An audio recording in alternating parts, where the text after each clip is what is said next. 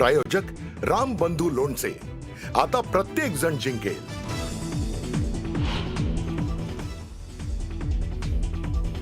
मंत्री माणिकराव कोकाटेंविरोधात अटक वॉरंट जारी। कोकाटेंना कोणत्याही क्षणी अटक होण्याची शक्यता। सदनिका गैरव्यवहार प्रकरणी कोकाटेंचा पाय खोलात।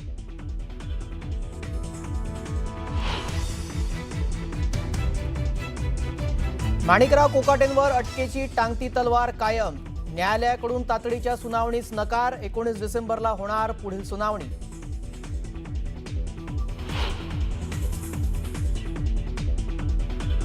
माणिकराव कोकाटेंना कधीही अटक होण्याची शक्यता। माणिकराव कोकाटे सध्या लीलावती रुग्णालयात दाखल।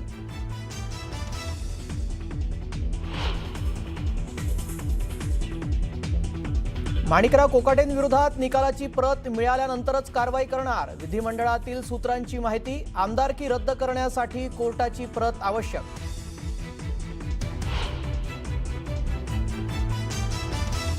कोकाटेंविरोधात अटक वॉरंट निघाल्यानंतर मुख्यमंत्री फडणवीस नाराज। कोकाटेंच्या राजीनाम्यासाठी दोन्ही मित्रपक्ष आग्रही।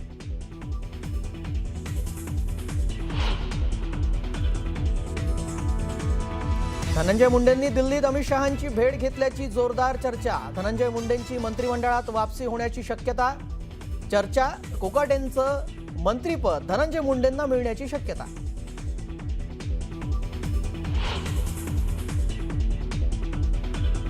आणि मनपा निवडणुकीसंदर्भात शिंदे फडणवीसांची चर्चा। सन्मानजनक जागा वाटपावर दोन्ही नेत्यांमध्ये चर्चा झाल्याची माहिती।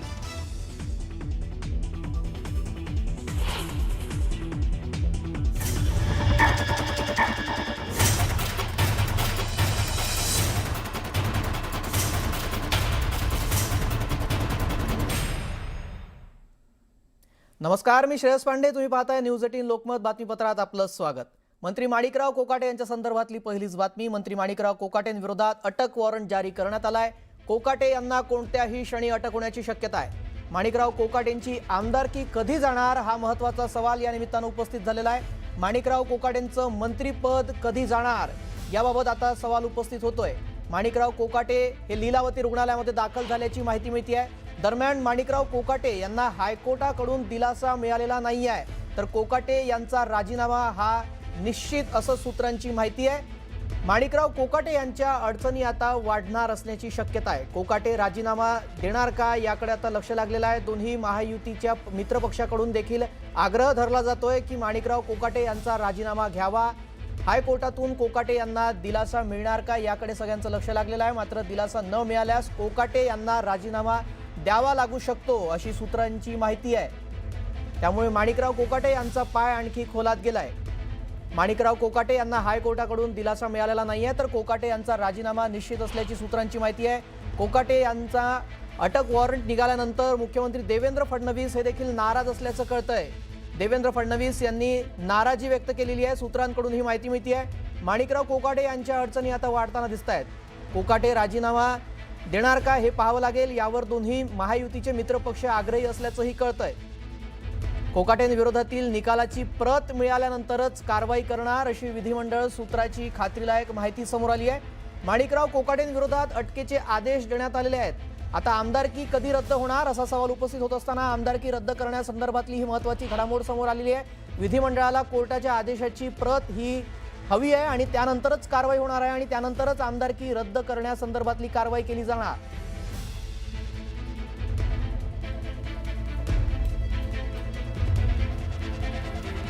या संदर्भात विधिमंडळाचे माजी मुख्य सचिव अनंत कळसे यांच्याशी बातचीत केली आणि त्यांनी याबाबत काय माहिती दिली आहे ऐकूयात। न्यायालयाचा निकाल जो आलेला आहे, आता प्रत्येक कोर्टाचा जो निकाल आहे त्याला एक तातडीने त्यांना हायकोर्टात दाद मागता येईल उच्च न्यायालयाच्या निकालाच्या विरुद्ध।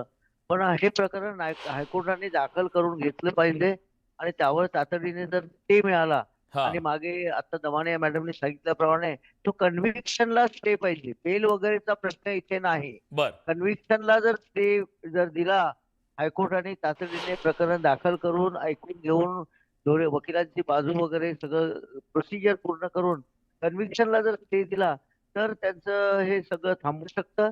म्हणजे त्यांची अटक किंवा हे आमदारकी त्यांची राहू शकते। नाही तर अन्य पर्याय त्यांच्या पुढ्यात सध्या तरी मला दिसत नाही कायदेशीर दृष्ट्या.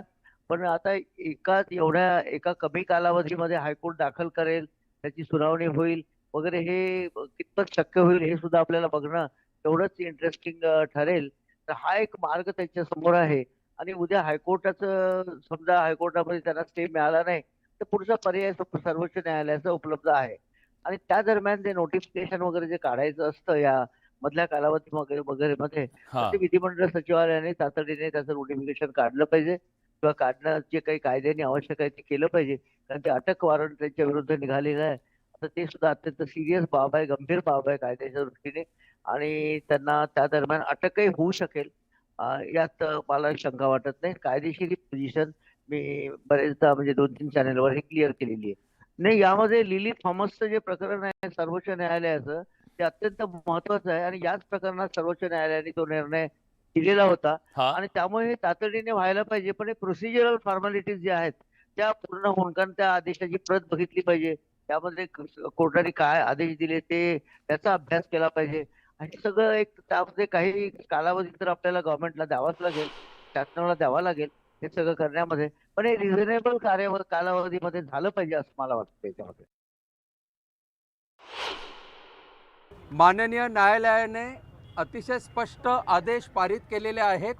त्यानुसार माणिकराव कोकाटे मंत्री यांच्या विरुद्ध अटकेचे आदेश पारित झालेले आहेत. त्यांनी त्वरित पोलिसांसमोर शरण जावे किंवा पोलिसांनी त्यांना अटक करावी असे न्यायालयीन आदेश पारित झालेले आहेत. कलम 418 CRPC अन्वये मेहरबान कोर्टाने उचित कारवाई पूर्ण केलेली आहे. न्यायदेवतेच्या डोळ्यावरची पट्टी आता दूर झालेली आहे. न्यायालयीन प्रक्रियेनंतर शिक्षा झालेली असल्यामुळे याला कुठेही राजकीय आरोप असं म्हणू शकत नाही. पूर्ण 30 वर्षांच्या लढाईनंतर हा निर्णय आलेला आहे, तर याला कुठल्याही परिस्थितीत राजकीय आरोप कसं म्हणू शकता तुम्ही? दोघांच्याही विरोधात शिक्षेचा निर्णय झालेला आहे. कोकाटे आणि त्यांचे बंधू दोघेही कन्व्हिक्टेड.